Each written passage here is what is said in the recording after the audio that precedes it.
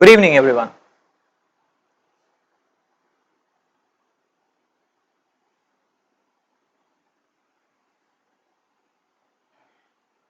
One time,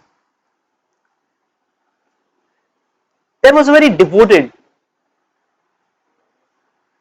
and enthusiastic, dedicated missionary who wanted to share and spread the message of God. So he was traversing various terrains in an attempt to help people connect to God. In his pursuits and endeavors, one time he landed up in an area where there were coal mines.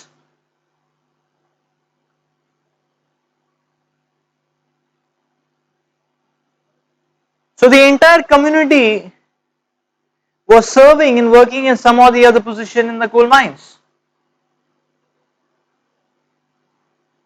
So he approached the people, he requested for an audience, for a presentation slot where the whole community can come and hear him. And that was arranged. And here was he addressing the entire community. And before his address, he was praying to God, please help me.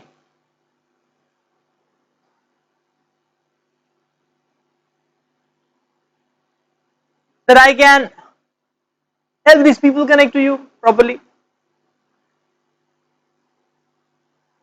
So he started speaking.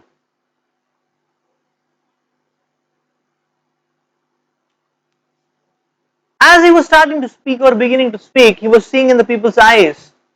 And the people's eyes were looking dull, dark. People's expressions were looking cold.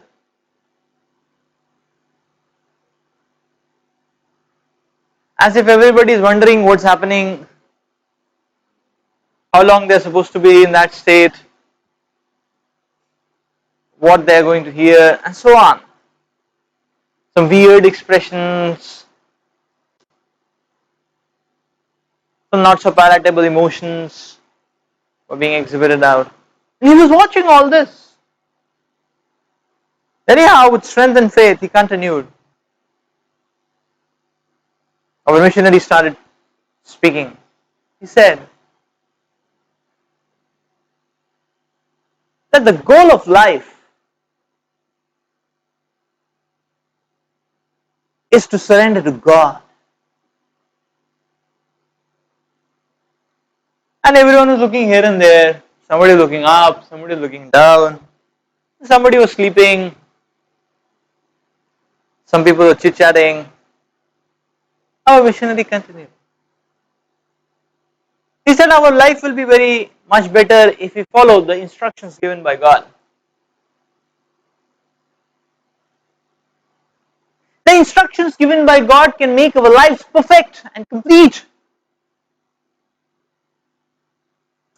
People not much excited. Okay, fine. Okay, instruction given by God. Okay, fine.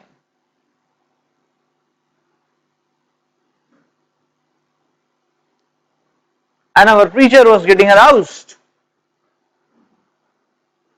So he said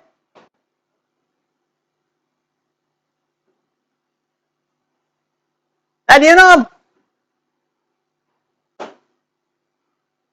if you follow the instructions of God, you will go back to the abode of God, which is all blissful, all wonderful, so amazing, complete enlightening. And people were not able to figure out or visualize. Only our missionary was visualizing what it means. Nobody else. For everybody else, it was a fail to connect, sort of a signal. They were not able to visualize. So they couldn't take it up. And then our preacher started speaking. He said that you see, you have to surrender to God. There is no option Everyone has to surrender to God. And people are looking at him with mouths open as if asking, okay, if you don't, then what? And then our preacher was saying, there's no option. You have to surrender to God. And then he said, if you don't surrender to God,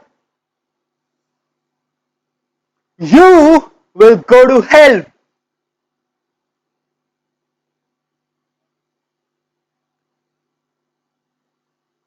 And mind it was a simple village community in a natural setting.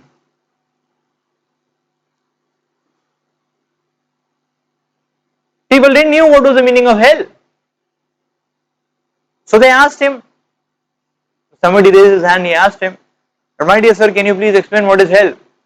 Okay, we have to go to hell, we have to understand what it is all about. Then we can decide whether we want to, we don't want to, everything. So preacher got startled. He said, you don't know what is hell? You know, hell is a very dark place. It's completely dark. It's completely unpredictable. Once you step into it, at the next step what is going to happen, nobody knows. Anything can happen. Any calamity can come. Any trouble can come. Any mishap will come. Tribulation will come. That is hell. Very dangerous. Very fear striking. Very horrifying. Numerous troubles. Agonizing pain. That is hell. You don't understand who you are. You don't understand what is day, what is night. You don't understand whether you're living or dead. Whether you're tired or fresh. That's hell. And everybody was looking and they were nodding because it seemed to be very familiar to them. So everyone was nodding. There were whispers, people were discussing in groups. Okay, he's telling us to that if you don't surrender to God, you'll go to some hell. So there were whispers going around and people were nodding. And it seems that our preacher, he thought that okay, people have understood. That's a very dangerous place, like that.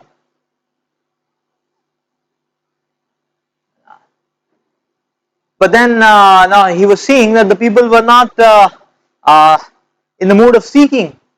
And there were murmurs coming around. Okay, that means we don't have to surrender to God. It's all okay. It's all familiar. It's all familiar. So what? Because of the whispers were going on, that means that hell is like another coal mine. So it doesn't matter. We don't mind it actually. We don't want to surrender to God. And that's what the people were. The hues and cries were coming all around. They said, okay, we don't mind going to hell.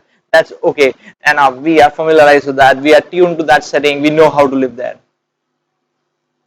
So this happened. And our preacher, he got a setback because he never thought this could happen. He thought people will be horrified, people will be folding their hands, people will say, okay, we're ready to surrender, what is the instruction of God, the gospel of God, please tell us and all, we are here to be enlightened. People say, no problem, we have no problem. That's our life anyways. So our preacher got such a setback, he was dumbfounded. He couldn't speak anything. He just closed his eyes. He started praying, he started chanting the names of God, he started praying for some inspiration. Genuinely started praying for some inspiration, that okay, some inspiration should come, that what should he speak, how should he convince these people, they are so dull-headed, in that sense, that they are just not able to understand. And he was seeking and praying and praying and praying, and all of a sudden, some eureka, some tube light, switched on, God's inspiration. So he smiled and then he opened his eyes. People thought, okay, now what he's going to shoot? Now which arrow? His all arrows are smashed till now. Now what does he have in his offering? Then our preacher looked at each one of their eyes very confidently, and he said, you know, there is one big problem in hell. People are okay, that's fine. Everything is matching, minor problems, no problem. We are not going to surrender to God. That's all decided and done. Done for the evening today. So when he said, there's a very serious problem in hell, he said, the problem in hell is that there are no newspapers in hell.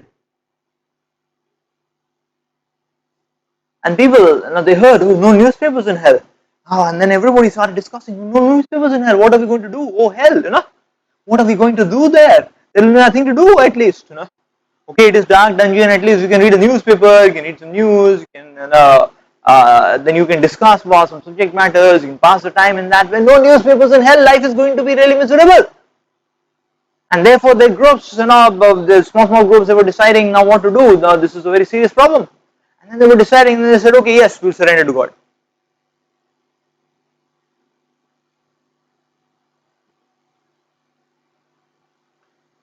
So many times,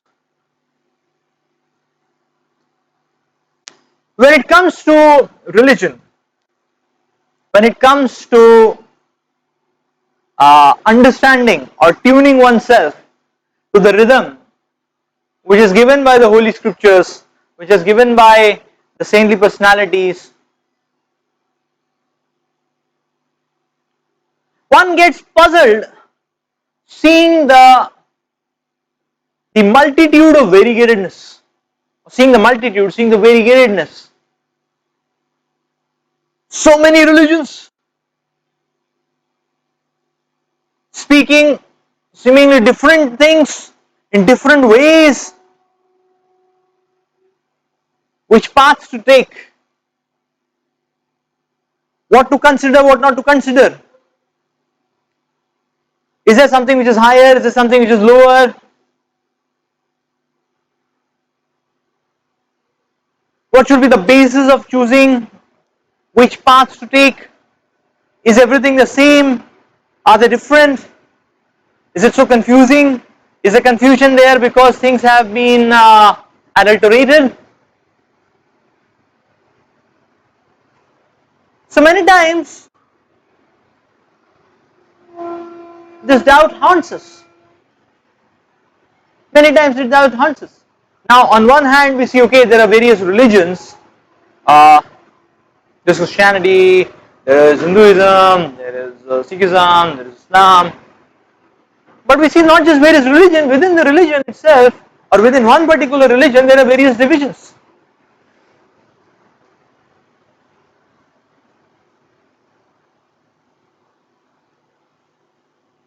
$40,000 various divisions. Like say for example, within Christianity there are 40,000 various divisions. Now,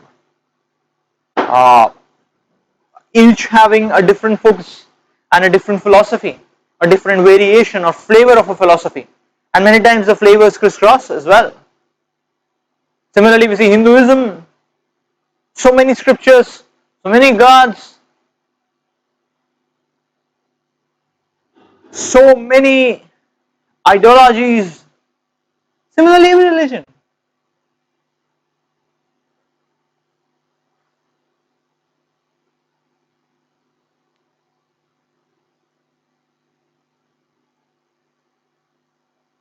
So, the question to understand and explore is this. The question to ponder over and muse over is this. That is this variegatedness owing to different paths, owing to different goals, or owing to a different capacity and levels of audience. So how does this how does these external variegatedness fit into the big picture of into the big picture of, you can say, communion of humanity with divine. And what role this variegatedness plays, and how should we see this variegatedness in its separation and in its united setting as the very essence or as the very means of awakening one's relationship and love for God. That and much more will be the topic of discussion today.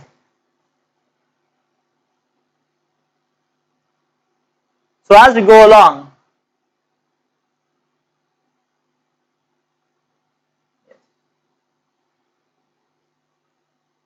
we're going to touch on some of these. God is one.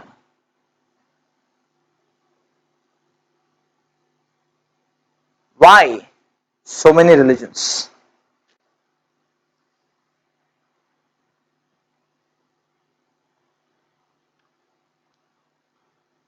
If God is one, why there are so many religions?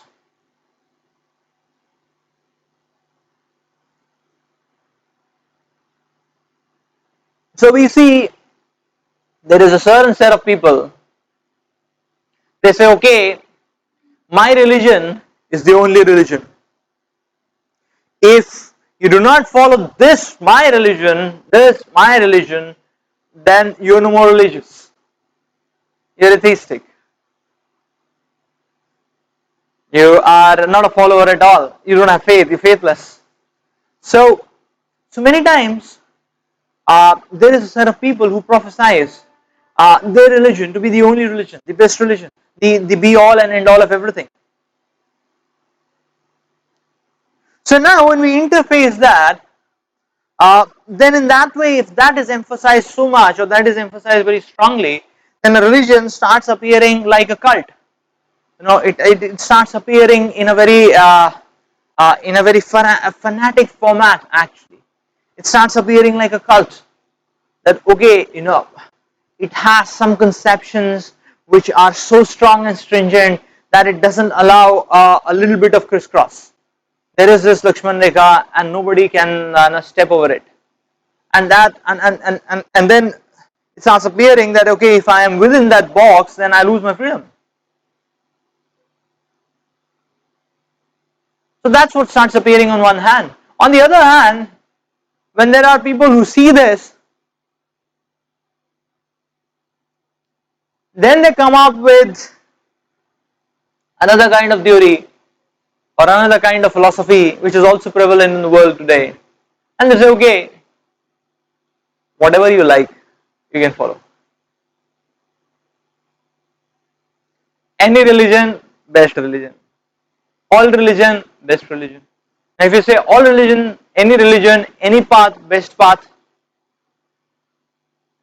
So that means if somebody says, sir, if I make my own path, I say, okay, fine, make. So it's like, so then that, so that leads to the dictum or the philosophy that okay, all paths lead to the same goal of Godhead. Anything which appears to be godly, divine, spiritual, just adopt it. That's it. How much to adopt? What to adopt? How long to adopt? It's your choice. Whatever you feel like, you adopt it. To what extent you feel like, you adopt that much. And to whatever extent, to whatever time limit you want to adopt, you adopt that much. So, these are the various kinds of philosophies which are prevalent in the world today.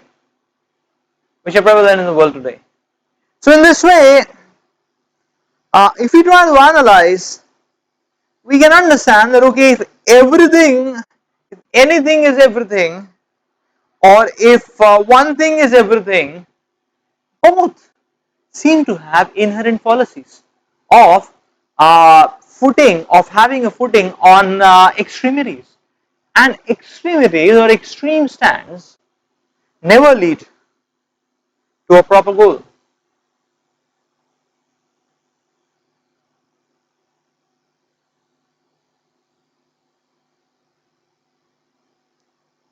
So really is any path, any religion, anything which looks like somewhat spiritual leading to the same goal?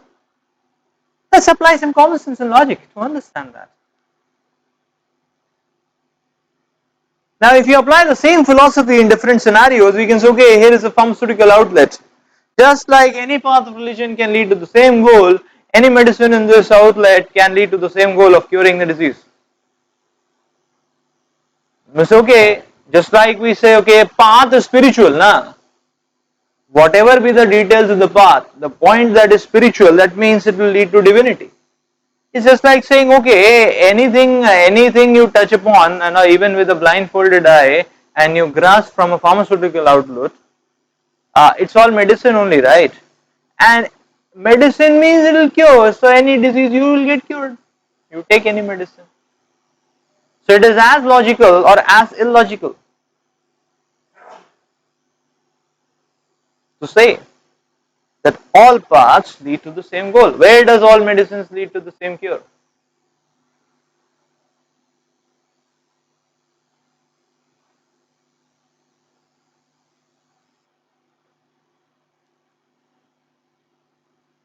Similarly, do all flights lead to the same destination? We catch any train, catch any flight, wherever we want we can land? Not exactly. Not exactly. So there is specificity which is existing. It's specific. It's planned, it's predictable, just like for a journey. We plan for a journey. We take a specific ticket, the specific airlines, the specific timing. Not that we get up from sleep and we go to the airport and any flight which is going, you just sit in that. Or any train which is going, you just sit in that. No, it is very specific. We plan for it. And that planning is done in full knowledge. Similarly, why should we be so illogical when it comes to life? When for a journey there is so much planning, why should not there be planning for life? And especially if you want to awaken our own identity, the spiritual fabric of our existence and identity, then why should not there be planning and understanding of what it is? What is it that we are choosing? What is the goal that we are choosing? What is the pathway that we are embarking upon? So this is the important point to understand.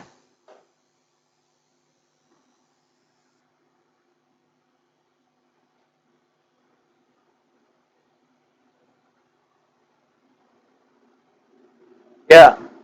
So the next example is saying that, okay, it's just like saying that, okay, all the buildings are the same. Now if you say, okay, now if a question is asked, okay, what is IIT? You say, okay, what is IIT? Any building where IIT is written is called as IIT. Is it that? Okay, so here also IIT is written on this building. Is it IIT? Which IIT it is among the 2 dozen IITs we have? Which one it is? Or we may say, okay, so any building is not IIT, or we cannot say, okay, any building which is 5-storied and it is yellow colored is called as IIT. So Delhi may be yellow colored, but anytime they may want to change the color, is it not? Kharagpur is not yellow colored. So the whole point is that there is depth and detail. It is not so superficial. It is not so gross.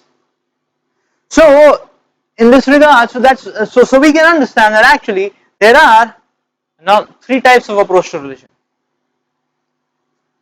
The first approach to religion is called as exclusivistic approach.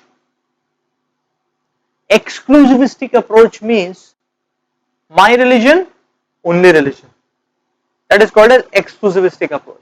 Just like in this figure, if we say that, okay, only this building is called as IIT.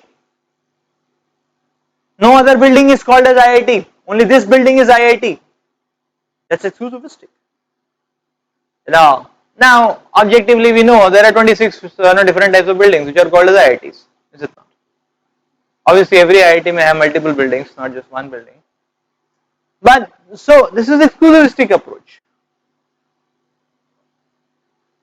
The second one is inclusivistic approach. Inclusivistic says that okay,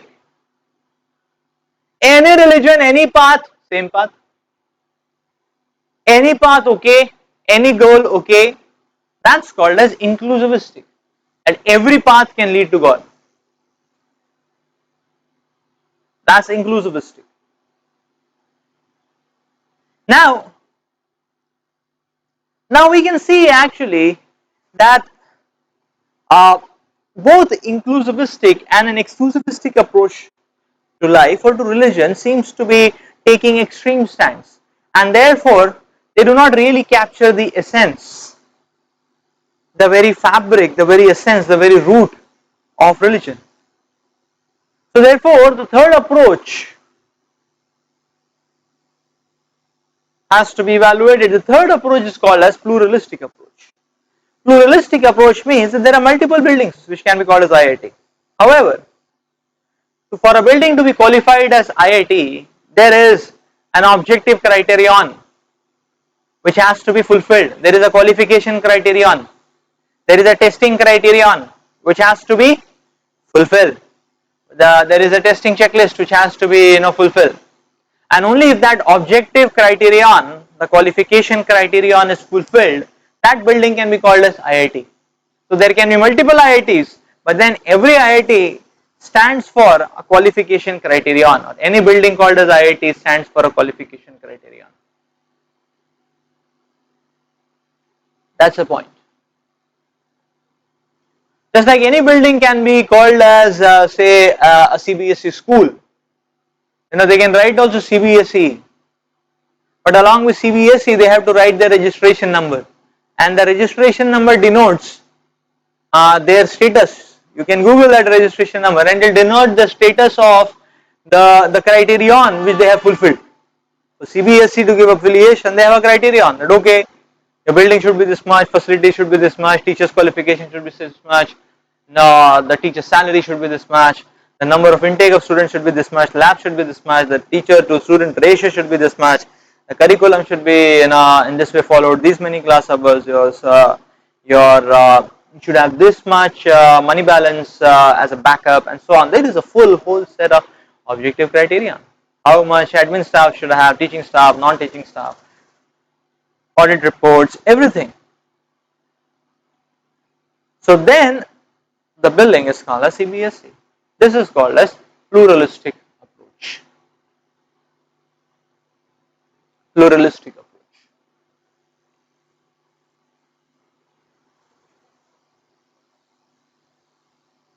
This is exactly what is called as a pluralistic approach. So when it comes to religion,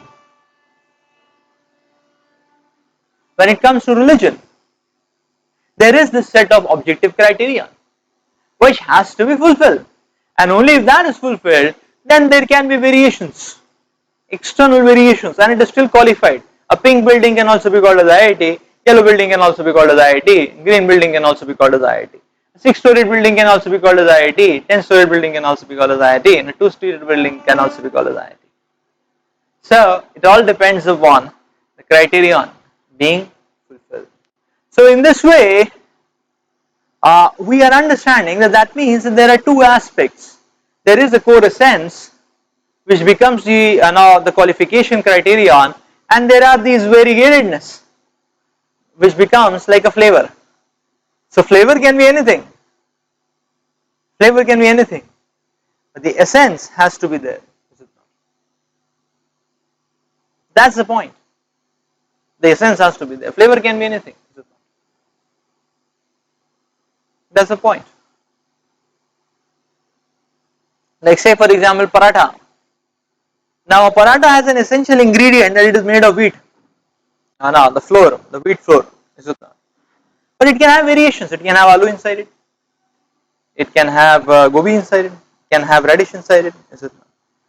It can have some ajwain inside it. It can have paneer inside it. It can have nothing inside it. Everything is called as paratha. But if it is only paneer and there is no wheat, then it cannot be called as paratha. That's the point. So this is the first understanding. Yeah.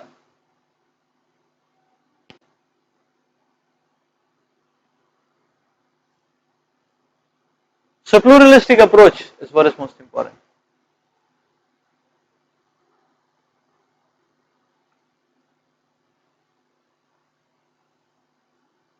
This is an interesting point which is being highlighted here, that religion is presented according to the ability of the audience to digest truth. So the principles, the eternal principles always stand. They always exist and they always stand. They stand testimony. The they stand testimony to to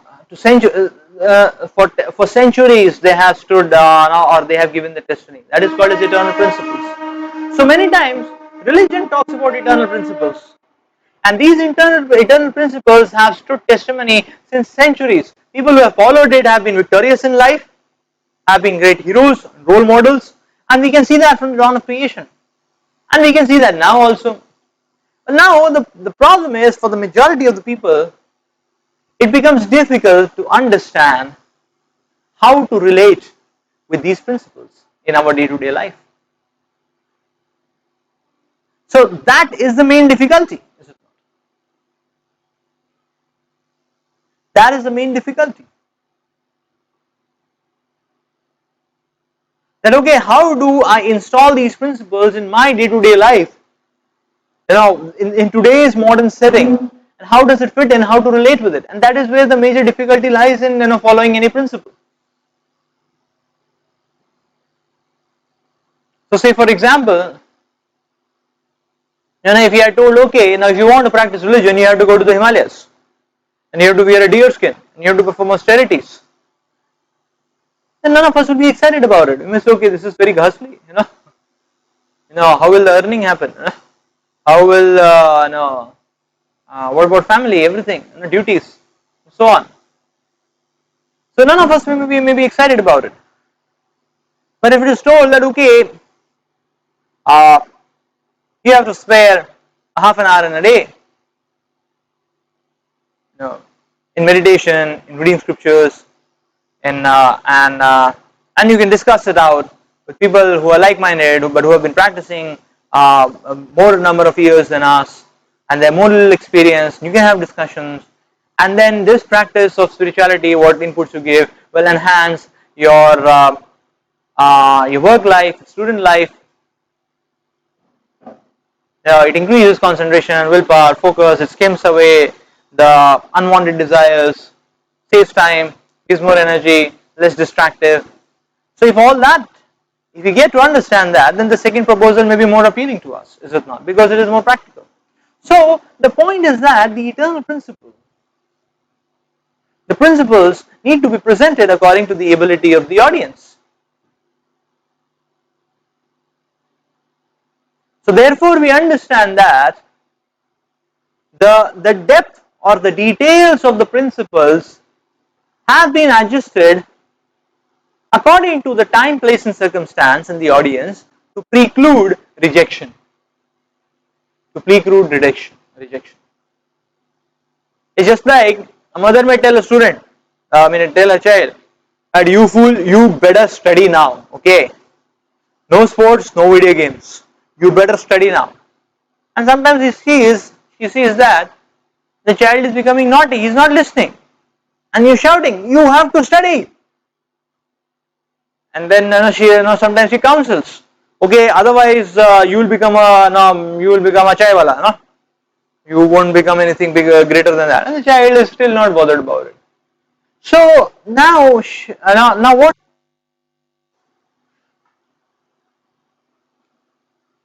Sometimes she threatens. There is a limit to threatening. Sometimes children become really adamant. Now thick skin, like that. So then she comes up with some proposals. This is okay, fine.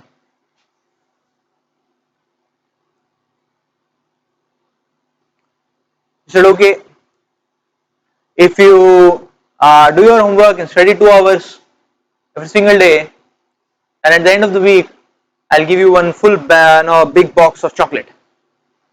She does that bargain. Or if you get good marks, greater than 80% in the exams, then I'm going to get you a new bicycle. So that happens, and the child is little excited, and then he says, okay, yes. So now, if he asks a question that, okay, what is chocolate has to give and take, or what has chocolate got to do with studies, or what has the bicycle got to do with studies? But when this child is studying, all what is there in the front view of his mindset visualization is the bicycle or the chocolate or whatever, and he's studying just as a means to get it. So now in this way we say that, okay, according to the level of the person, the message has to be driven, in which the person can understand, can appreciate, can get inspired. That's why there is multitude of religion. There is variegatedness in so many religions actually.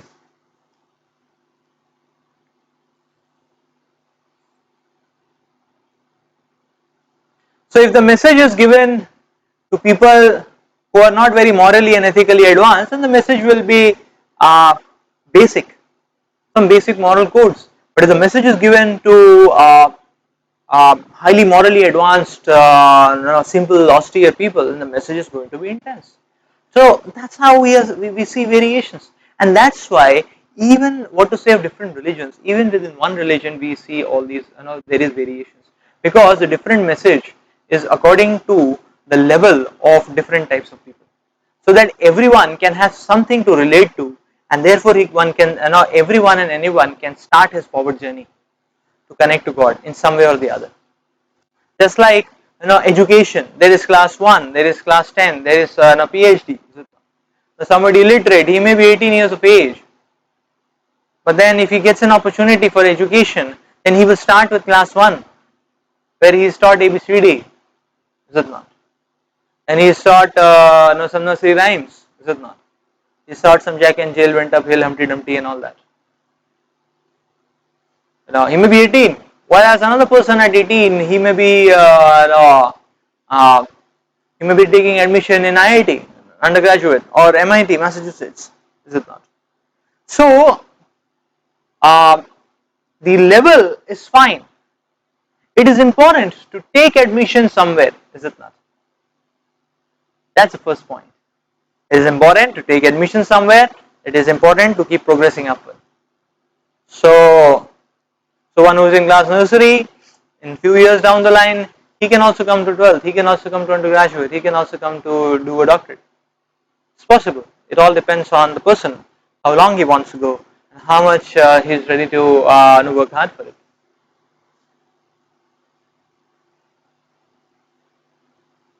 So an example is given here. In an elementary school, a teacher may not teach the child, 2 minus 5 equals to what? In a high school or in a secondary school, it will be taught. Okay, 2 minus 5. So class 1, if you ask him, okay, 2 minus 5, he'll say 2 minus 5. So the question is wrong. You don't know anything. You don't even know how to frame a proper question. You're saying 2 minus 5? Is it not? You don't know anything. But class 6, 7, you ask 2 minus 5, he'll be able to say, okay, 2 minus 5, minus 3, okay, fine, Is it not? But if somebody is high school, then one can be taught trigonometry. Then one can study sine, cosine, is it not? Sine inverse, cosine inverse, tan hyperbolic, so on and so forth. So in this way, we can understand that these are various levels of schooling. Is it not? There are various levels of schooling. Now just suppose if class 1 has to be taught trigonometry, poor fellow will get such a phobia for maths, he will never come and sit in maths class. He will say this is so dangerous. He's talking about tan inverse, Or suppose we were to teach differentiation, and partial differentiation, differential equations in class first, second, the child would run away. He'll say, "This is I will die if I hear all these concepts." Is it not? Suppose it appears to be it appears to be something else. So he will never be able to take it up and appreciate it. But then he is taught, okay, 2 plus 3 equals to what? You take 2 apples, you take 3 more, and then you got 1, 2, 3, 4, 5, 5, And that's what he understands. So, and he's excited, he's happy about it. So we may say it's such a lowly level maths. So here we have to understand, when it comes to education, there is nothing which is highly or lowly. That's the first principle to understand. It all depends on the person. Because the same person who is doing 2 plus 3, 1, 2, 3, 4, 5, the same person tomorrow, after a decade or 2 decades, is going to solve double differential equations. Is it not? Second order differential equations, so on. So that's that is an important lesson which we can understand. Now, if we see without going into specifics of naming in religion, if you see, okay, if the instruction is that one should not kill, say for example, then okay, who is supposed, like what type of a person would be requiring to be given such an instruction? What type of a person would be requiring to give such an instruction that okay, one should not be killing? So we can understand, yes, that's a basic instruction. No, it's talking about basics. It's talking about the basics of morality, is it not? So, I mean, it's not that okay, such instruction is there in Bible, or such instruction is there in Quran. We see such instructions in Vedas also. There are sections of Vedas, who explain people that okay, now Vedas say okay, don't say intoxication. Then Vedas say okay, intoxication is bad, but if somebody wants to, then there are prescriptions, lot of rules, regulations, restrictions in which one can take some intoxication, something like that. Similarly, uh,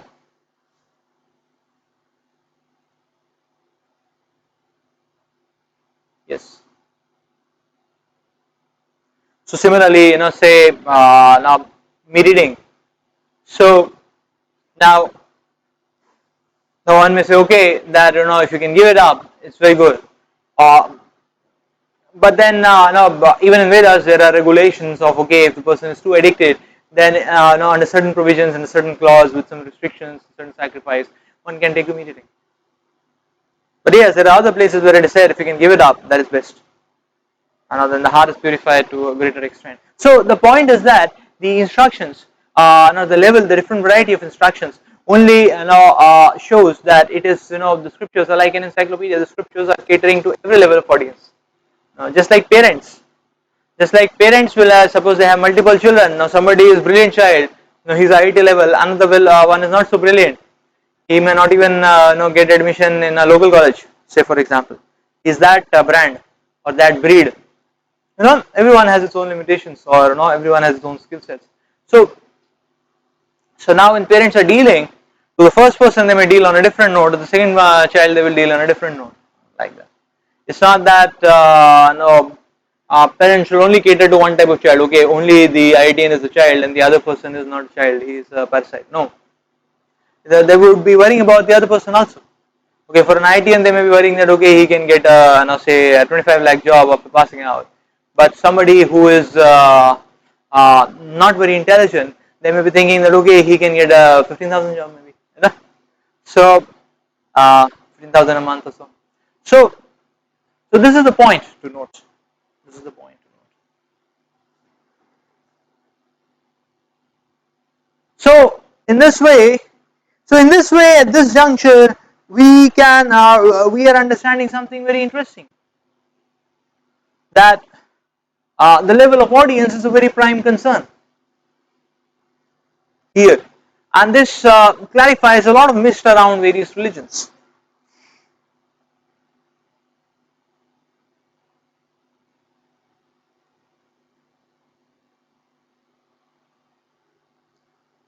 Every religion has two aspects.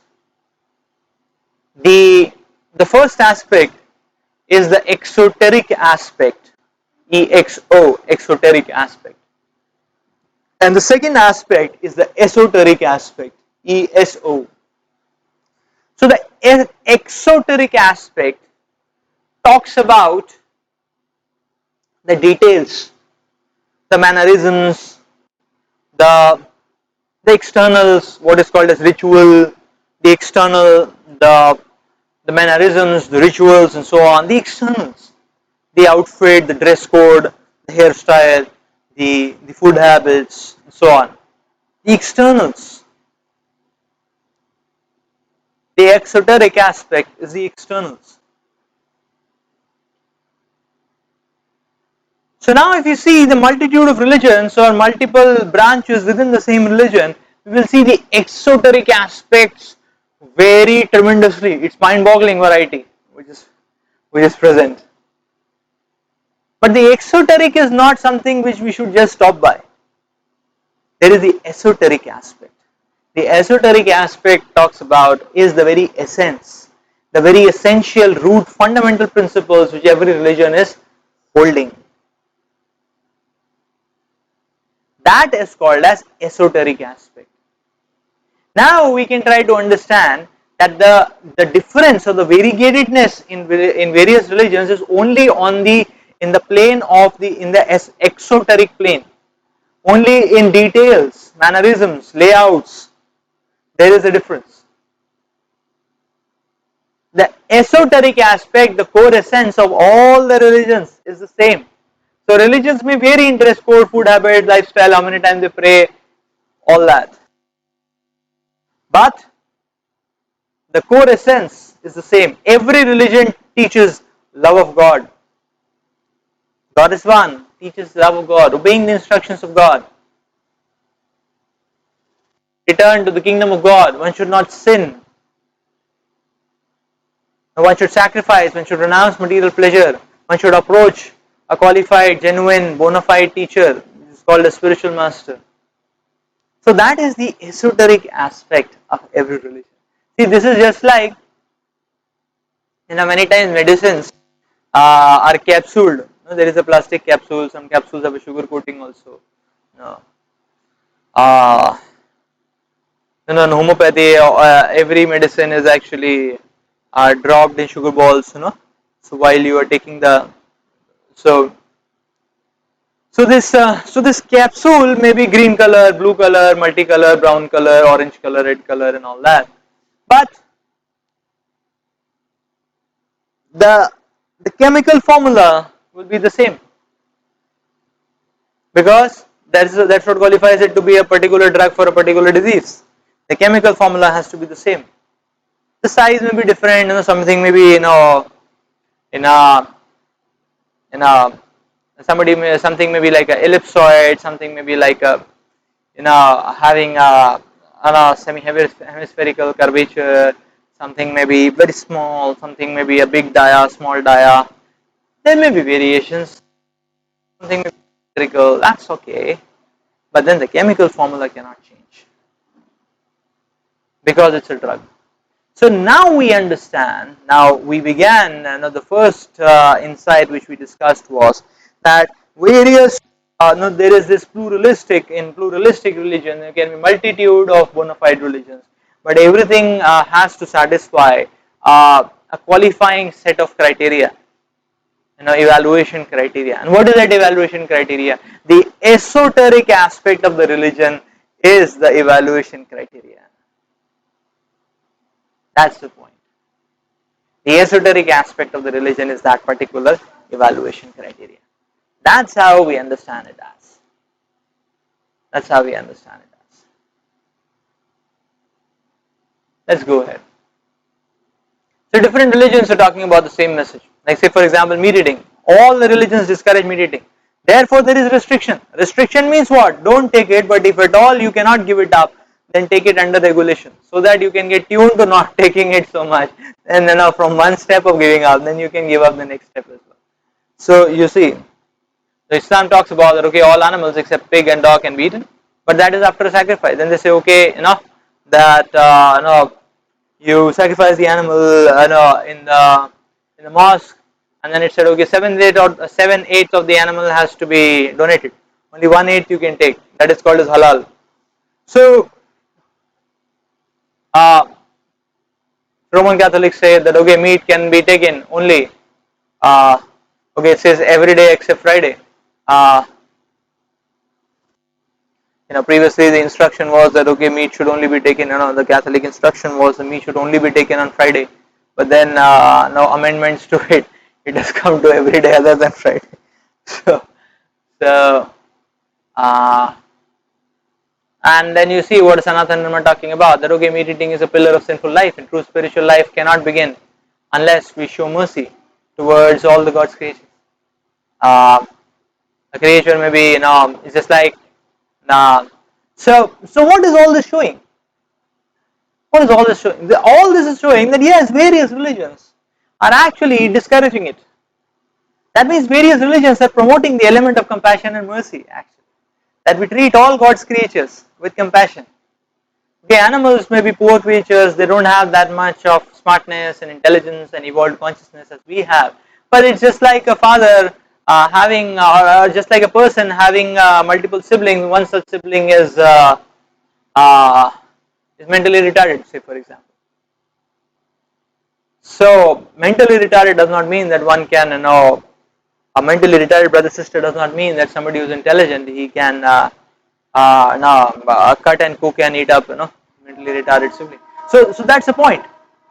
So various religions are discouraging it, but then if it is no, if it is a blunt, strong no, not everyone may be able to take it, and therefore some religions are giving a concession for those who cannot give it up on the first go. That okay, you try to practice one level down now, you take it with restriction.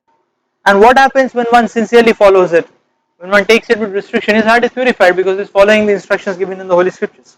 So when the heart is purified, the desire to cling on to it will go away. So one has taken or regulated it to a lesser level, and then from that stage, in due course of time, one will be able to give it up totally as well. And in that way, one's heart starts becoming more and more compassionate and merciful.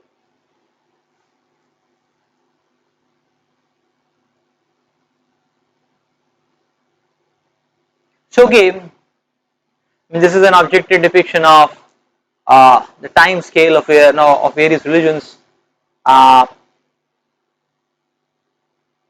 yeah. So Christianity was now had kicked off 2000 years from now. Bhagavad Gita was spoken 5000 years before. Sanatana Dharma is coming from the dawn of creation. It's more than 12 crores of years, our years. So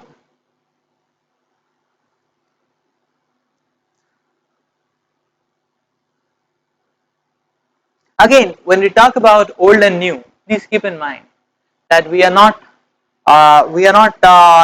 speaking it from a perspective of bias. We are not speaking it from the perspective of bias. That okay, it is old, therefore it is the best. So, at any given point of time, according to the level of people, one may need a new way of helping people how to relate to the message as well. So it's not about it's not about comparing between the religions, but it is about understanding that yes, there is on the first level the understanding is that there is on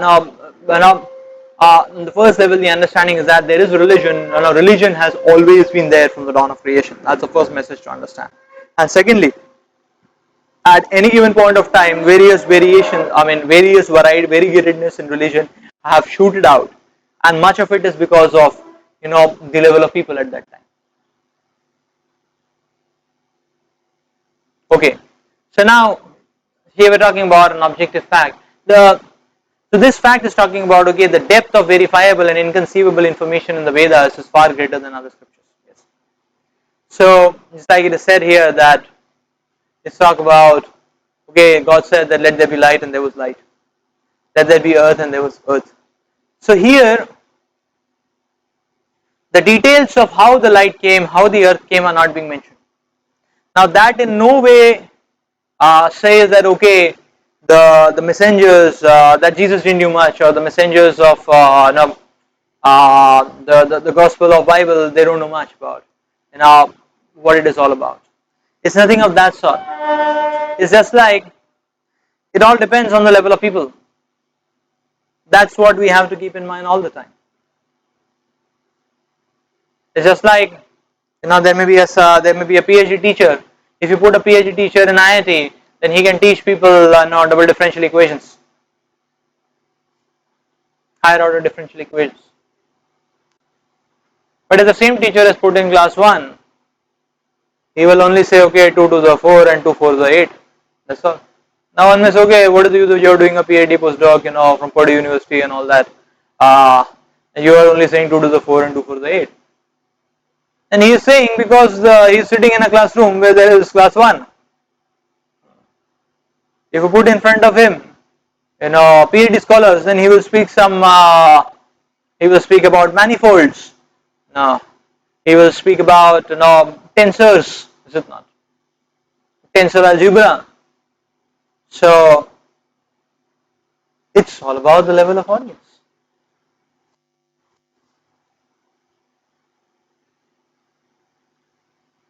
But yes, we can understand. Okay, in Srimad Bhagavatam, there is a step-by-step information about how this creation takes place. From the 24 elements of the universe, very scientifically explained the creation, how it takes place. Just like, say, for example, it explains that there is this materialistic ego, and it takes 3 flavors: the goodness, passion, ignorance. So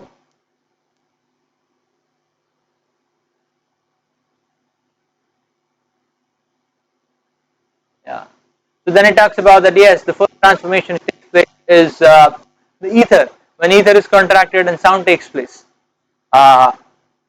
So the sound sustains in the sky, and then sky transforms into air, and air is what sustains life. So the sky is transformed, air is generated, air is what sustains life, and then from air, the transformation, the next transformation comes to which is fire, and now through fire there is a manifestation of water which produces juice, taste. So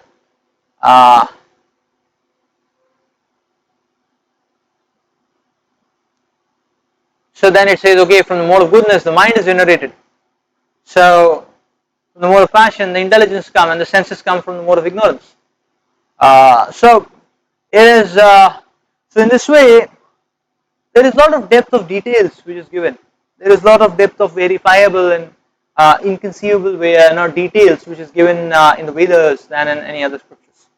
So in this way now, when we see overwhelming details, then we can understand that yes, okay, Vedic texts in that way. There are 2 things which we can understand here. First of all, we can understand that okay, the Vedic texts are like a university in itself. It has a nursery, KG 1, 2, 3, 4, and it goes up to doctorate, postdoctorate. It's a full-fledged university from top to down. But then that does not mean there cannot be other schools in educational setup. Some educational setup can be a primary school. Some school can be a higher secondary school. Some school can be a secondary school, higher secondary school, undergraduate college, undergraduate, postgraduate college, research college, a research institute. So there are all these various levels like that. So there can be one such place where everything is offered in one umbrella, like we see in the Vedas. But there can be other such colleges or other such schools which are at different levels.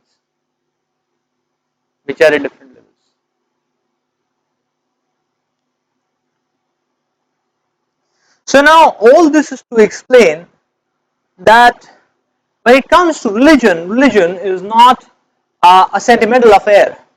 Religion is a scientific affair, because Srila Prabhupada used to say religion means laws of God. Now laws of God are one, and therefore in its deepest core, in its deepest core, in its root sense, we see that actually God is one. He may be called by different names. The same person whom we call as whom Jesus used to call as Christ, The same person Christ, the word Christ comes from the root Christos, in Greek, and Christos, and Christos comes from the word Christ, and the same person we call as Krishna uh, uh, in a Vedic culture or a Hindu culture, and Krishna is coming from the Sanskrit root Krishna, that means the one who attracts. Krishna. So Krishna comes from that, and Christos and Krishna is the same thing. It's one God. It's one purpose, love of God. So that means different religions are like different levels of schooling on the same path. Or one can say that okay, they are different levels of they are different level modes of transport on the same big road. Like we may say, okay, the same railway track actually, or the same line actually, railway line direction, it goes to various, it goes far long. Like say, for example, the Howrah line is going to the south, will go till Kanyakumari. That's how far it can go. But then there are multiple trains which run on that track. There is a local train, say for example, which only comes from Howrah to Michida, which is halfway to Kharagpur, Jitlan. There are trains which come to Midnapur, which is just next to Kharagpur. But then there are local trains which go further from Kharagpur to Jamshedpur. Then there are express trains. There are trains like Guru Bayur which go up till Kanyakumari as well. So it's the same pathway. All the trains cross the same territory actually. So one stops early, another stops a little later, another stops a little later. That's all. Why there are different religions. That's all. Or just like if you see, you know, the road may be the same, but then you have a rickshaw. Say for example, a cycle rickshaw. Cycle rickshaw can drop you to a kilometer, 2 kilometer, 3 kilometer, maximum 5 kilometers. But then you have an auto, it can drop you a little more further. Then you have a taxi which can drop you a little more further. After that you have to go, you need to take a train. Is it not? So very less one has to go, one can just bicycle it out. Is it not? Or walk it out. So the same road but different modes of transport taking to different destinations. It's just like sometimes for some distance one has to walk till one reaches a shared auto stand. And from there he takes a shared auto which drops to a certain point. There he gets a bus. He goes. Then he reaches a train station. Then he takes a metro. Then he gets a express train. Then he goes further. So it's like different modes of transport. The road being the same. So therefore, this understanding should bring about two important conclusions. First conclusion is that religion should not be made into a sentimental or political affair. It is not that the message of Vedas is only meant for Hindus, the people so-called called as Hindus. The message of Vedas is a scientific message which is given, which is available for the benefit of humanity. So in fact, religion is a scientific affair. It's not a sentimental affair which is divided or limited to any political boundaries. But that doesn't mean we say everything is everything. Is it not? We need to have we need to understand into its steps which path is leading to what level of goal.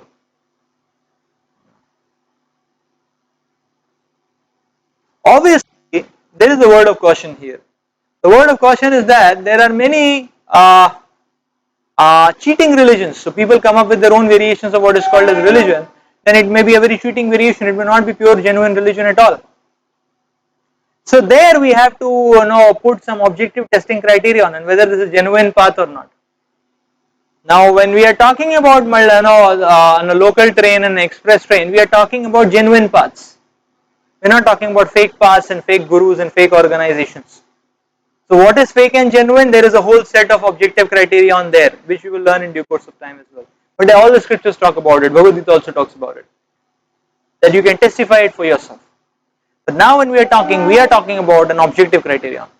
We are talking about genuine paths. So this is the first point. The second point is, so the first point is that the religion, it means laws of God. God is one. So therefore we have to see religion not from a sentimental or political view or perspective, but from a perspective of application or need for humanity. It's a need, just like we need food, we need oxygen, we need religion. The second point is the aspect of respect. That one should have respect and appreciation for all the varieties of religion. So now it's not that, okay, now suppose somebody has taken admission into a university which is offering the highest depth of knowledge, he doesn't have the right to deride or ridicule somebody who is following a level of religion which is not at par with, which is not that high. It's just like, uh, say, an undergraduate second year student cannot laugh at a class 5th student. Because at some point of time he was also class 5th. Is it not? So it's not about high or low.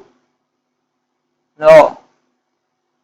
It's about, yes, everyone has to follow every level. It's just about, okay, at this stage I can follow this level, and then as we go along we can follow it to a deeper degree. It's all about, it's like that.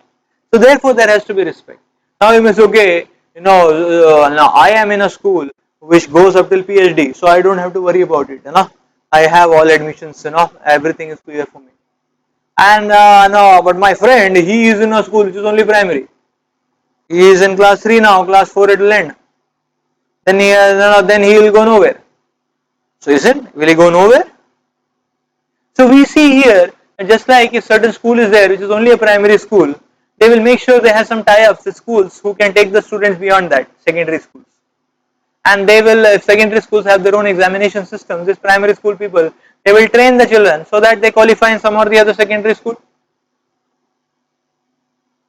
So every genuine school will do that, like that. Therefore, many class 12 schools, they may run till class 12, but they have, say, competitive examinations coaching in the schooling only, in the school hours only. Why? Because they want that people get get placed in the next level of education in a very good spot. So they train. Similarly, here we see in IIT. So IIT only offers undergraduate, postgraduate, but somebody doesn't want postgraduate or PhD or like that, then IIT has a provision where they help people in placements. It has a placement cell, and the same is true for any engineering college. So the point is that every educational institute, to whatever level it is, will make sure that the person who has reached to the top of it, the apex of it, will get admission into the next. So we don't have to worry. Then there is no point to deride anyone. Then there is no point to deride anyone. Is it not? So therefore, without having broad-mindedness, there is no question of understanding the depths of religion. But now here, another interesting point which comes up. So broad-mindedness does not mean that now this is in terms of how do we see various religions. Now if the next question comes, okay, what should I follow? We cannot follow 20 religions. The same logic does not apply. When it comes to following, we have to choose one. Is it not?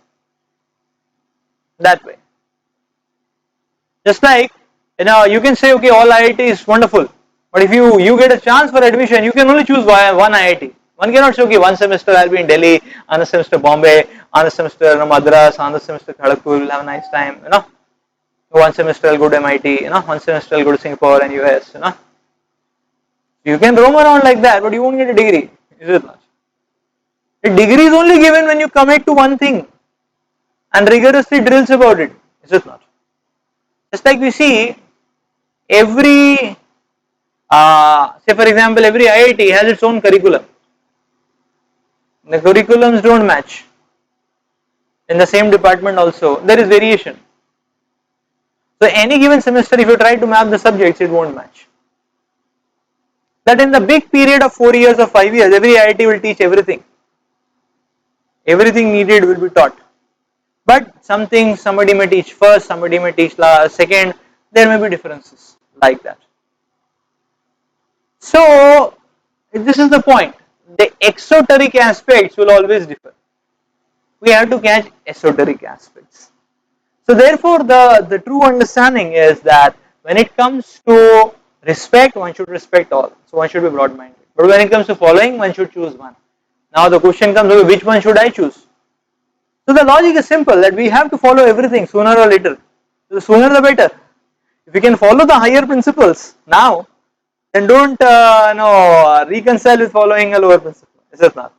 Like if one can solve trigonometry, don't just learn and give examinations on 2 to the 4 and 3 to the 6. It will be shameful. No. Then you apply trigonometry. Is it not? Then you play around with trigonometry formulas. Is it not?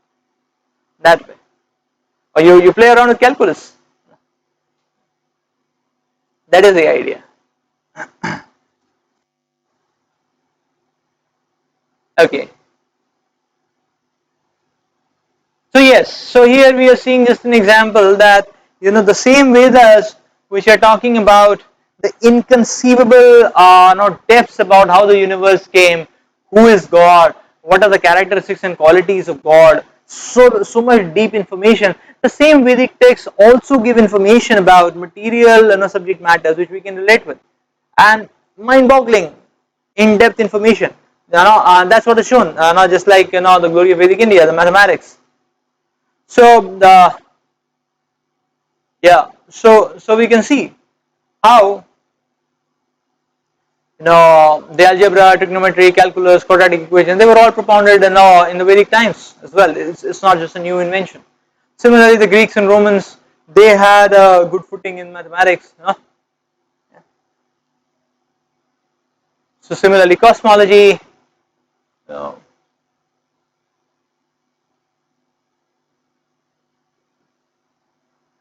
so that's the whole point.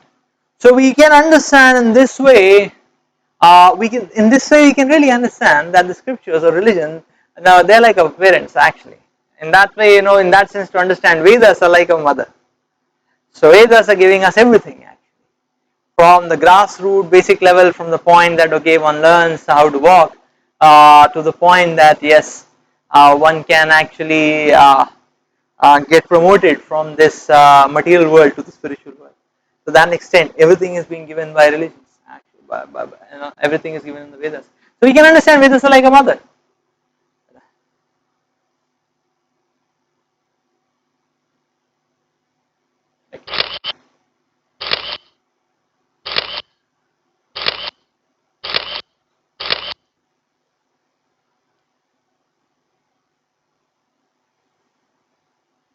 So yes, in our last class we touched upon this, that we worship Krishna as the Supreme because he is all attractive, and he is possessing all these six opulences in full.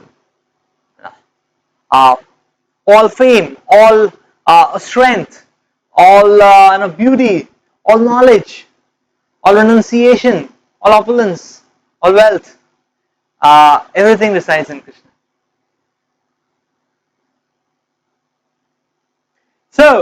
So therefore, the point becomes very clear that okay, if the Supreme Lord is so amazing and so attractive, and the Supreme Lord is so compassionate, and the Supreme Lord is so merciful to us, then why should not we just devote ourselves fully and completely? In fact, the Lord explains this in Bhagavad Gita. The Lord says, "Sarva dharman parityajye mamekam sharanam vrajah aham tvam sarva papebhyo mokshishyami ma shuchah." The Lord explains that Sarva dharman parityajye, you can give up all conceptions and varieties of religions. Just surrender to me. Just take shelter of me. If you take shelter of me, all your sinful reactions, everything I'll wipe off. Don't worry. Press that one button by taking shelter, not me. And then everything else, all functionalities I will do. All the needful cleaning, all the needful set right, the visa, immigration, everything I'll take care. Airlines, escort, I will take care. You will be promoted to the spiritual plane. So this is the point which comes. So even though now this message is clear, still now when it comes to how to approach the Supreme Lord, the Lord gives various gradations and levels. That okay, if one level doesn't suit you, take the next level, or take the precursor level, and take the precursor level, like that. The Lord offers various levels actually.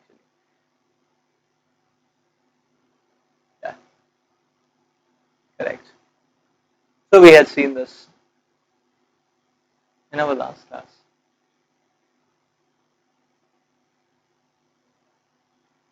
So although Krishna is so merciful, Krishna is so attractive, or in a generalized sense, God is so merciful, God is so attractive. But then still, when it comes to approaching God, God is offering us various levels. So that's what we see, the ascending to the ultimate religion of pure love of God. So Prabhupada would say, religion, the purpose of religion is to awaken love of God. It's a process by which we can awaken love of God. But now different religions, or within the same religion, you can say that even in the Vedas, there are various levels which are mentioned. So these are the various levels which are mentioned. So like what we see here is the various gradations. Worship out of fear, desire, duty, love. So the first platform is fear. So here the religion appears to be, God appears to be on a very threatening note. He said, do it or die, you will be crushed. No? That day of final judgment is going to come. There is going to be eternal damnation. If you don't be divine, you will become swine. So, there are hundreds of hellish planets which are waiting for us, where one can be fried and toasted and roasted and pierced by weapons and cut into pieces and boiled and burnt in furnace. If one doesn't follow the instructions, better follow the instructions given by God. This is the platform of fear. This is the platform of fear. Religion out of fear. Okay, if I don't follow, if I don't follow the religion out of the platform of fear, actually. If I don't follow, I'll be punished, I'll be penalized. There'll be heavy penalization which is going to happen. Just like shoot at sight. Then everybody will be inside their homes. It's a curfew. You come out, shoot at sight. Nobody will go out. Is it not?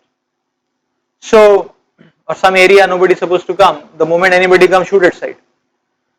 So out of fear, one will not go. So this is the first level of religion.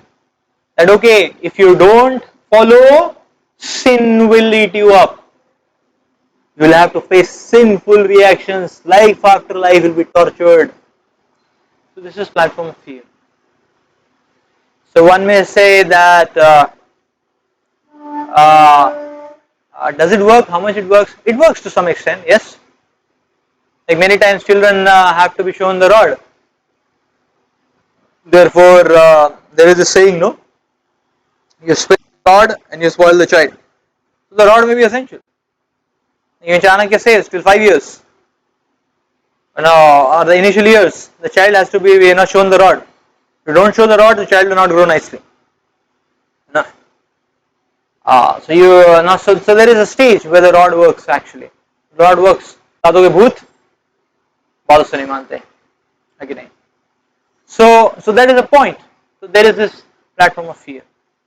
But now we understand that the platform of fear is in itself not perfect and complete.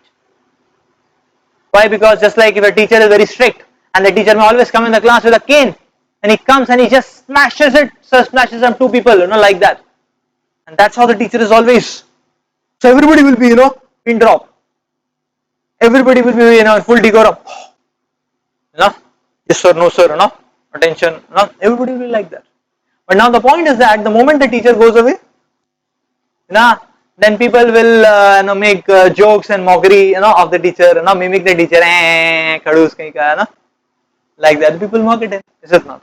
So that means what? The people have not got the purpose what the teacher wanted to give. Is it not?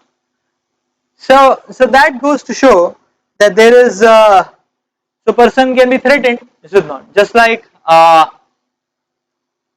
many parents also sometimes they slap the child, they can beat up the child, but sometimes even after slapping, beating, everything, the child doesn't listen.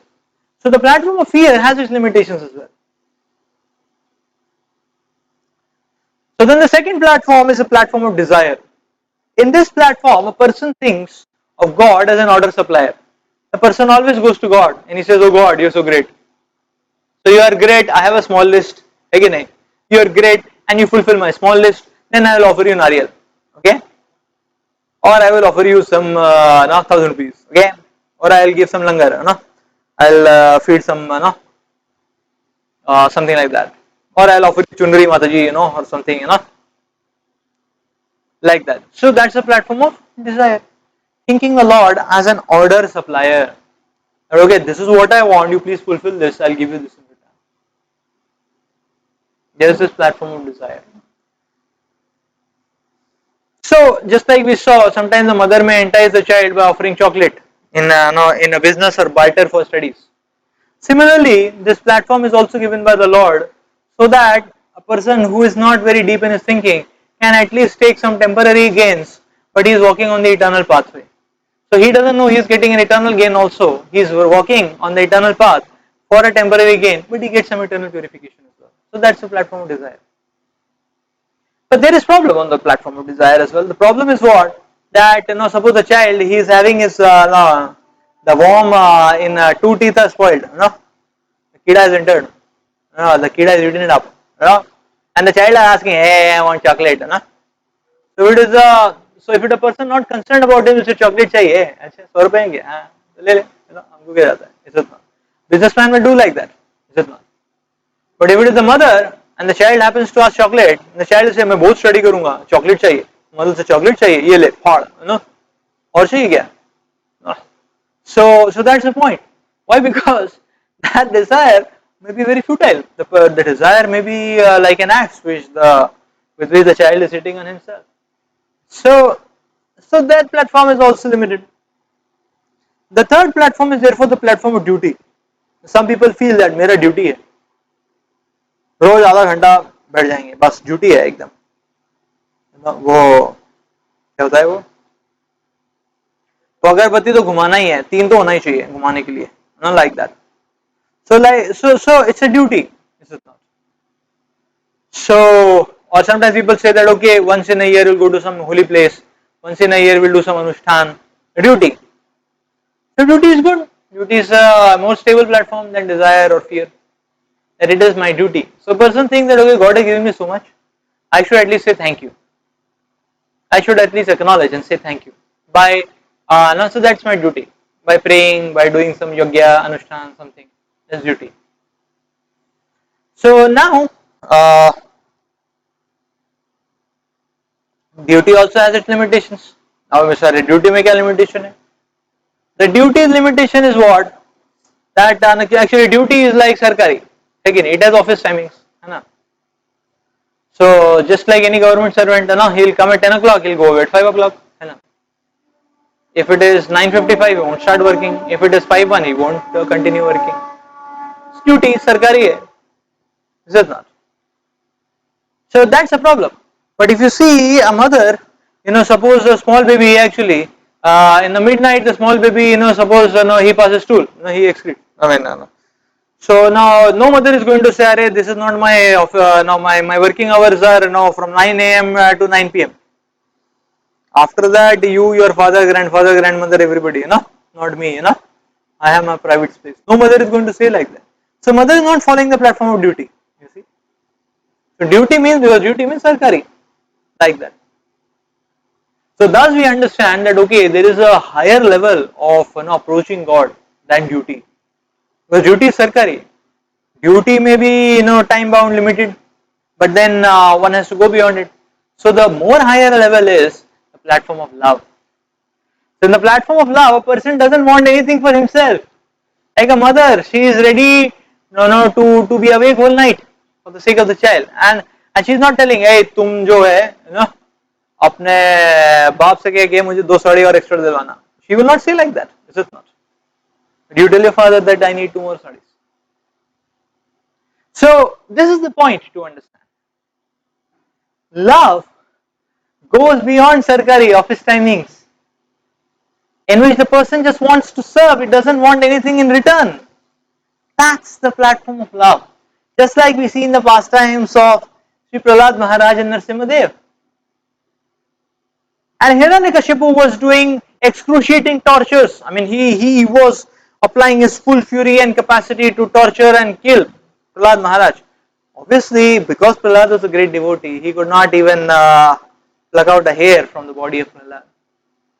So, but he tried everything, all stones unturned. I mean, no stone unturned. Everything he tried out in his might. And because of his atrocities, Lord Nrsimhadev himself appeared to annihilate Hiranyakashipu. And it is explained, just like sometimes mothers may take out lice from the daughter's hair, and and she may take the lice between two nails and just smash it. Like that, the Lord smashed Hiranyakashipu. Mind it, Hiranyakashipu was the ruler of all the planetary systems. He had no Indra was so fearful. Hiranyakashipu was ruling all the planetary systems from Swarga to the middle planetary systems to the lower planetary systems of Tala, Tala, Rasatala and everything. Now Hiranyakashipu was ruling all that. Now, so now he was Hiranyakashipu was killed, and Prahlad Maharaj was so much obsessed by beholding the beautiful form of Hiranyakashipu. Now the Lord was beautiful, and he was ferociously beautiful. So Prahlad Maharaj was and Prahlad Maharaj is a small boy. He came forward. He is offering no. So Prahlad Maharaj was just beholding the form of the Lord, but Lord Nrsimhadev was so angry, so angry, so angry. The demigods tried to appease him. He was not getting appeased. Mother Lakshmi tried. The Lord was really angry. So Mother of Lakshmi understood that the Lord's mood is in the pastime not to glorify Prahlad. So she didn't try for long because she knew the mood of the Lord. And then finally Narad Muni came to Prahlad Maharaj and said, he came for you, you only pacify him. And here is a small 5-year-old boy, he comes in front of the Lord, he offers his obeisances, he lies down, and all, it is explained, Prahlad, the small Prahlad, he offers his obeisances, he falls down on the ground offering obeisances to the Lord. And then actually he gets up, and the Lord seeing him forgets all his anger. And the Lord is so happy. The Lord takes his hand, the blessed hand, which creates fearlessness in people's hearts, and the Lord touches his hand to Prahlad's head and gives him blessings, gives him abhayam. And the Lord feels this is not this is less love. I need to be reciprocated more. And then the Lord picks up Prahlad on his lap. And then out of great love, the Lord starts licking the body of Prahlad because he's a lion. He's Narahari, he's lion, he starts licking. And then Lord Nrsimhadev is so pleased with Prahlad Maharaj, he is saying, I am so pleased with you Prahlad. You please ask some benediction because I am so pleased with you. And Prahlad is very grave. Prahlad is looking at the Lord. Prahlad is saying, what did you ask? You are asking for benediction? I don't want any benediction, O Lord. And the Lord said, no, you please ask some benediction. I will give you any benediction you want.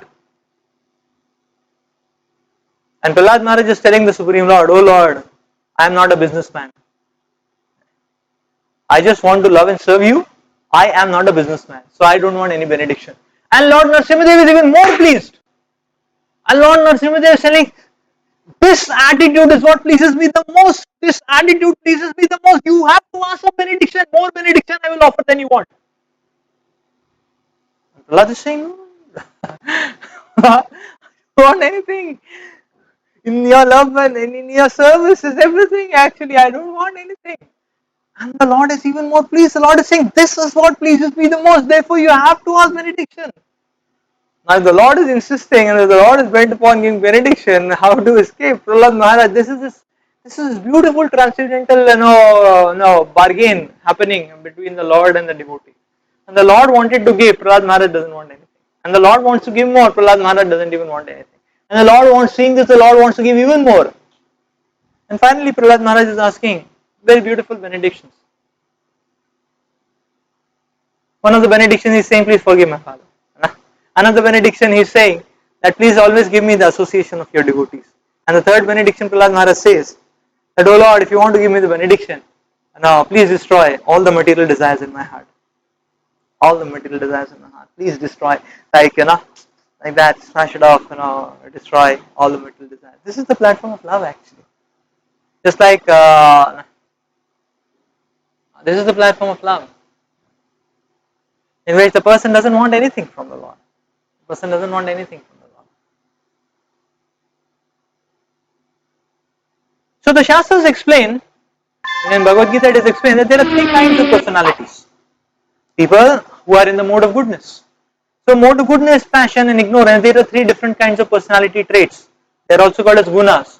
Gunas means a rope. That means three types of ropes which pull the different people into fixed patterns. A person in the mode of ignorance is lazy, he is violent, he is vengeful, procrastinating. That's ignorance. In the mode of passion, a person is aggressive, he is greedy, he is lusty. Such a person is in passion. He is angry. A person in the mode of goodness is compassionate. He is level-headed. He feels for others. He is not so much self-centered. Lust and greed are not so much. You know, he's sacrificing. He's tolerant.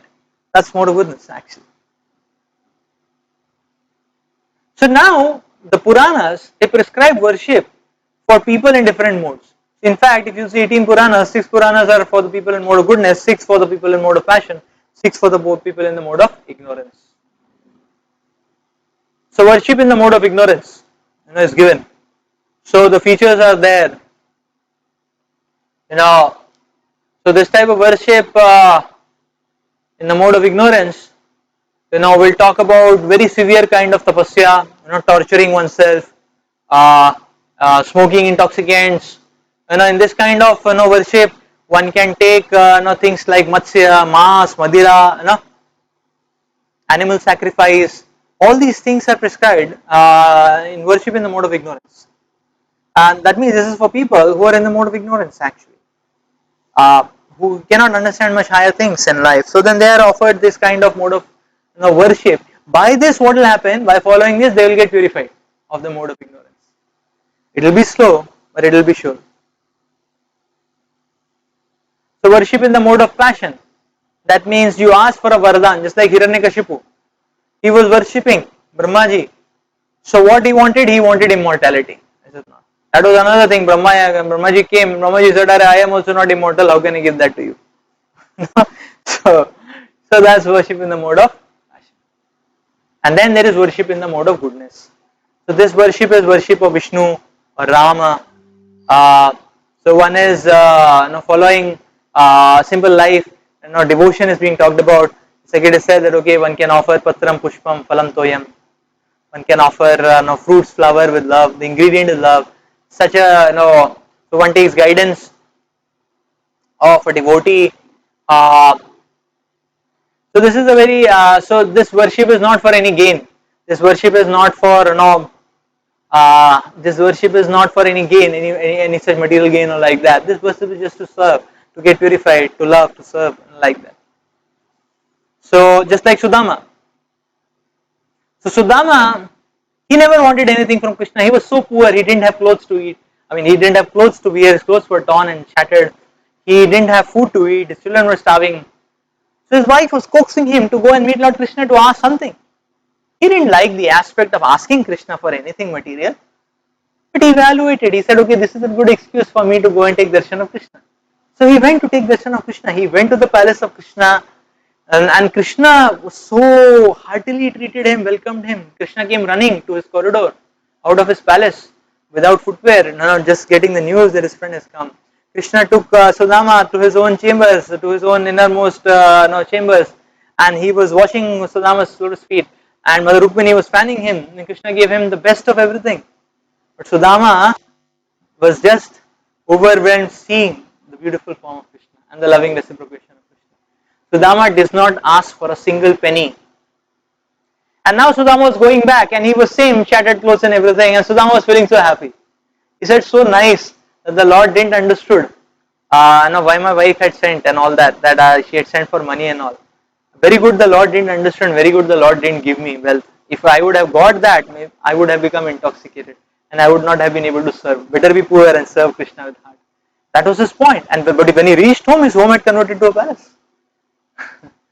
So you see, the Sudama, he never expected anything. He just wanted to serve. This is mode of goodness. That's the point. This is worship in the mode of goodness.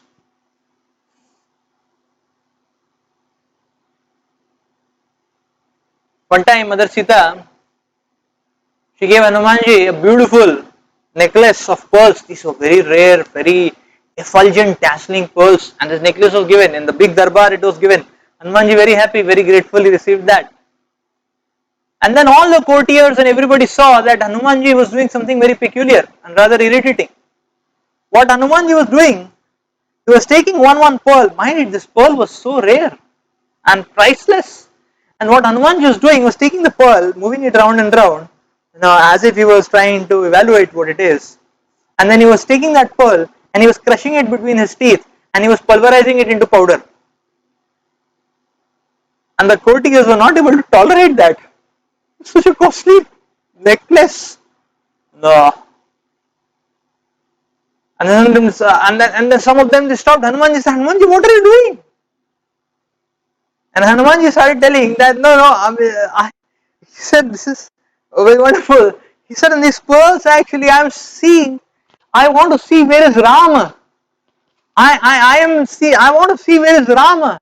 Where is Ram? Ramanam, the form of the Lord, the name of the Lord should be inside. I'm not finding it. I'm not crushing it to just to insult or minimize the gift, but I'm crushing it to find out Rama. I want to see Ram.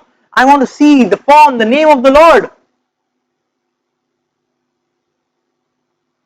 But I'm not able to find. Therefore, what can I do? I have to take the next pearl, and then pulverize it because what is the form of the Lord there?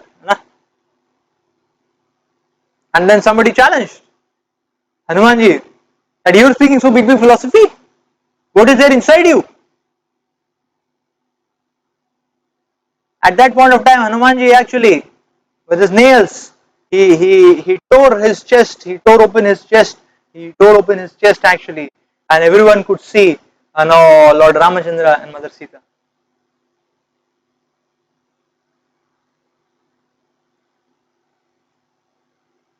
So this is mode of goodness actually. One just wants to love and serve the Lord.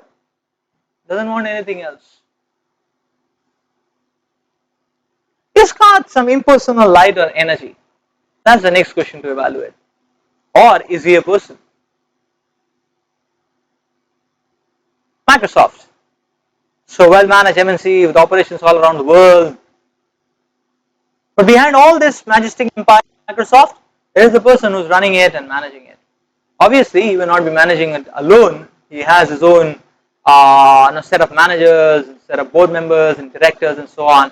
But ultimately, there is that one person who is Bill Gates. Similarly, United States, such a big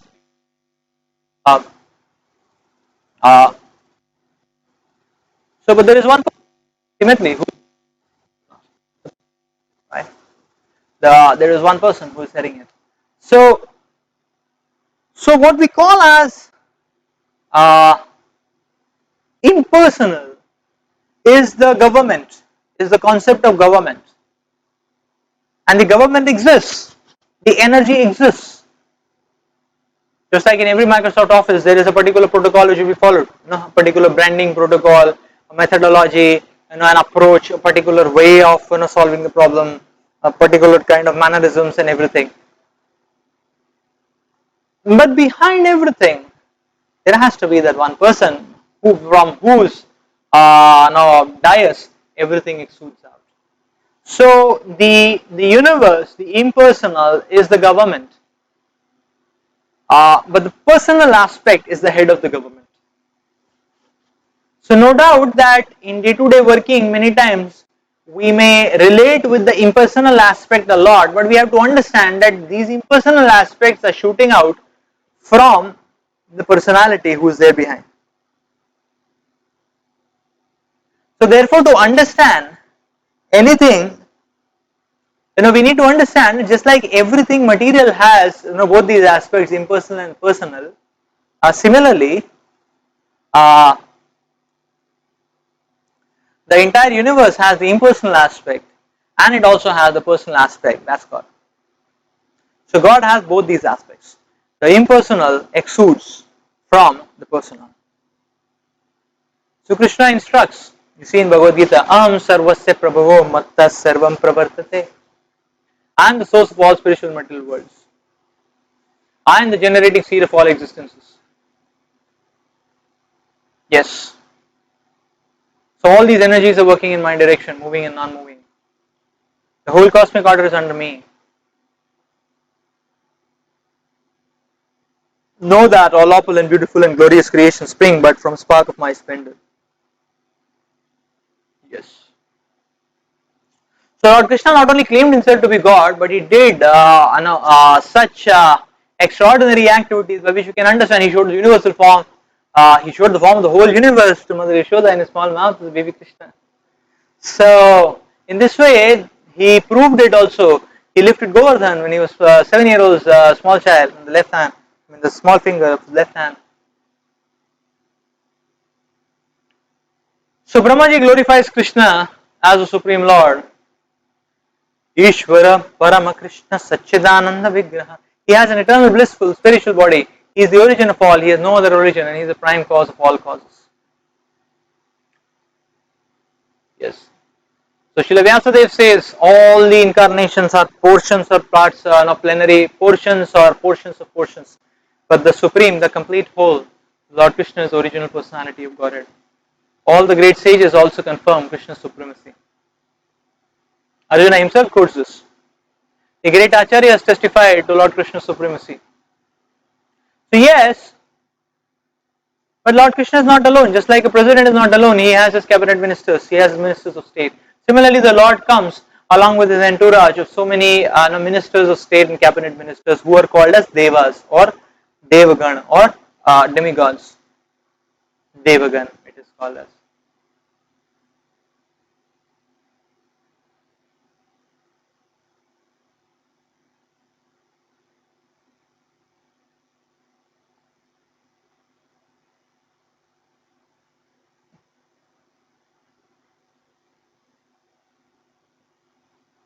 Yes.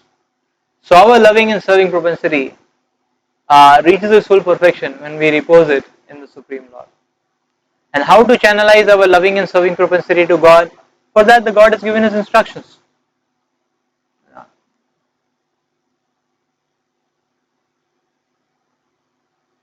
So the God has given us instructions. So that's called as now these instruction set is what is called as sadhana. That means these are activities that re-spiritualize our lives.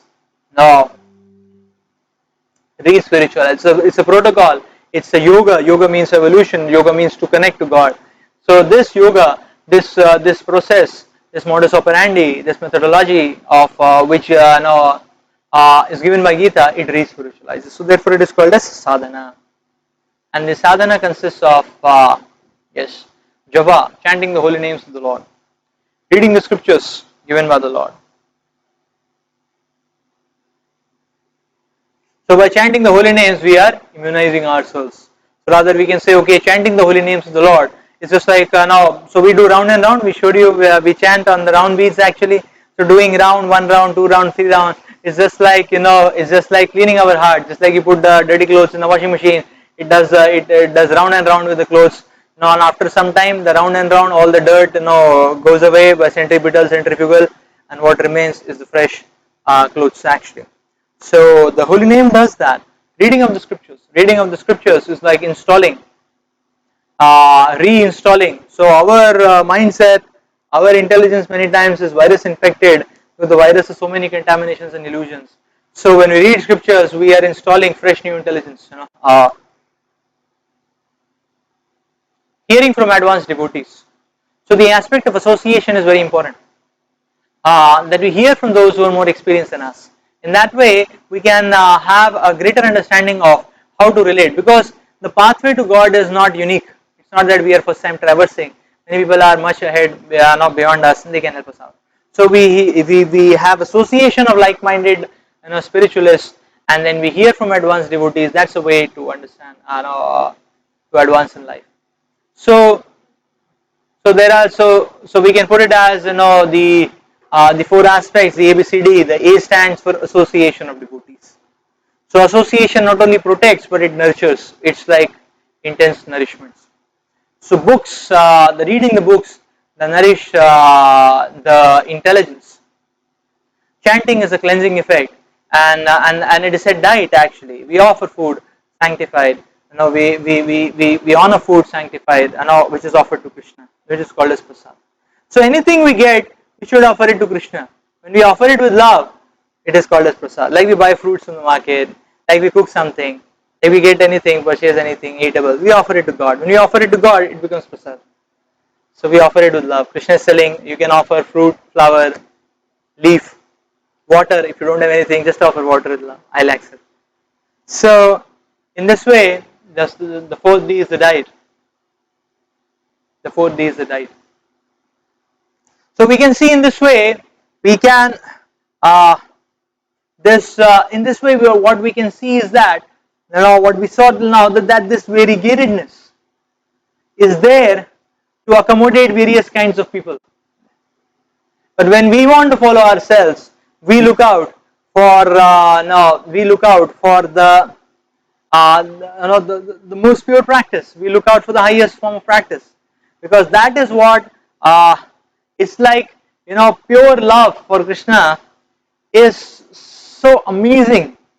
So why if we can get access to the highest, the purest form, then there is no need to dilute to get a diluted version of it. There is no need to get a diluted version of it. Therefore, we saw we saw gradations among religions. We saw even within the same religion there are gradations. There is fear, duty, desire, love. 4 platforms. There is there is worship in the mode of good for the people in the mode of ignorance, passion, and goodness. So a person in ignorance will get purified. He'll come to passion. He'll get purified. He'll come to goodness. The road is the same. Everyone has to go the same way. So one may say, okay, I will prepare after 20 years. I will prepare next life.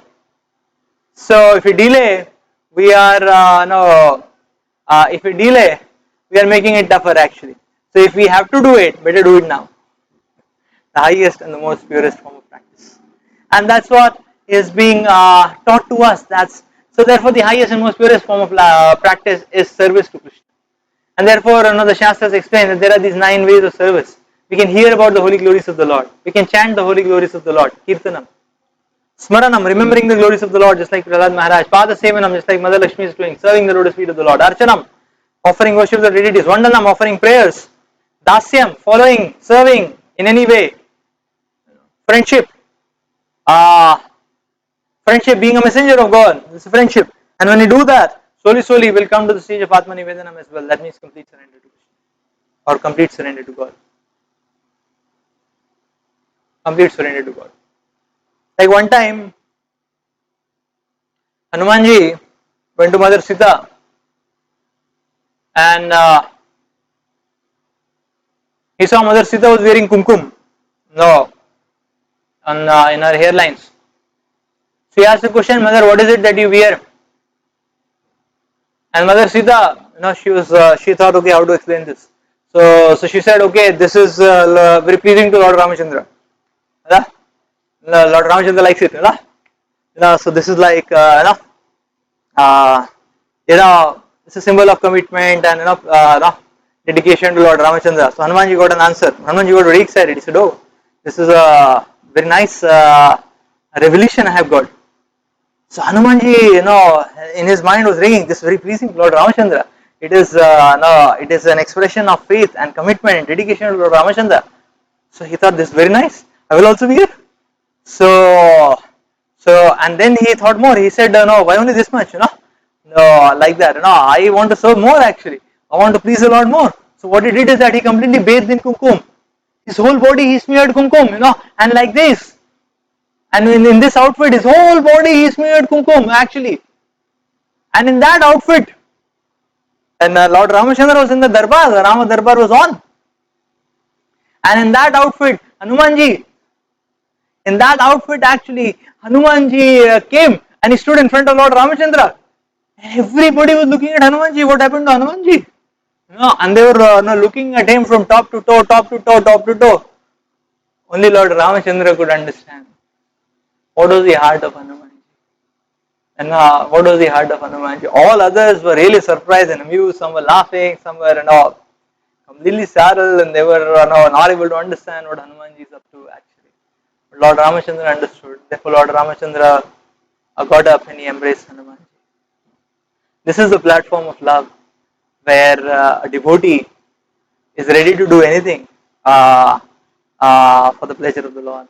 A devotee is ready to follow is the devotee is always wanting to serve and please the Lord more and more, to follow the instructions of the Lord and to please the Lord. Actually, that's a platform of love, and that can open up oceanic doors. Uh, that can open the doors to oceanic love and mercy and the experience of oceanic bliss, to infiltrate our hearts and to completely soak and drown us, or not drown our hearts, drown ourselves into that unending mercy of the Lord. Thank you. So, if you have any questions, we can take some questions now.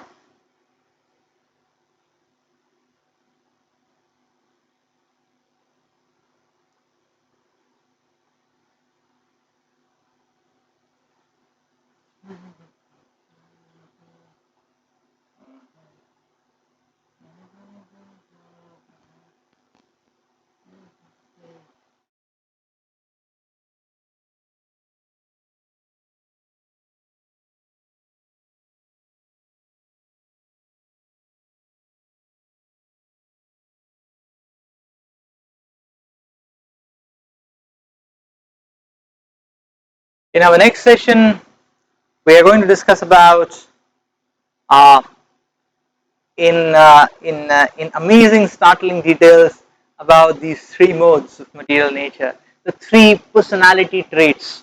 How do they drive us, and how do they entangle us, and how we get convoluted from three into three into three into three like that, and into this into an exponential series of entanglement, and how to come out of it. All that in next session when we discuss power of choice.